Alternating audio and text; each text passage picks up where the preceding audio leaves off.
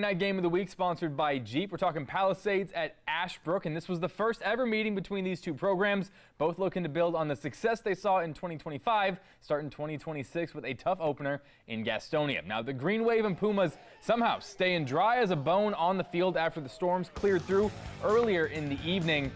Palisades will get on the board first. A short dive here from Isaiah Davis makes it 6-0 after the missed PAT. Ashbrook responds with the next drive. A.J. McClain to the boundary. I missed the pass here, but Jakakin Littlejohn does not.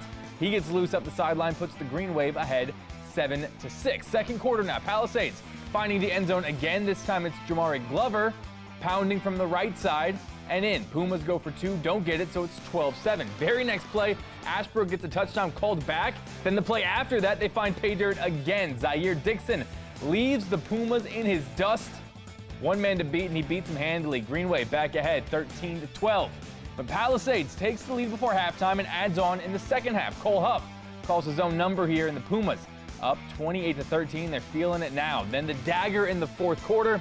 Another touchdown on the ground, this one from Nick Rankin. Everyone getting some run here, putting things out of reach. Ashbrook scores twice in the final minutes, but it would not be enough. Palisades opens up the season with a tough road win, 42-28 in Gastonia.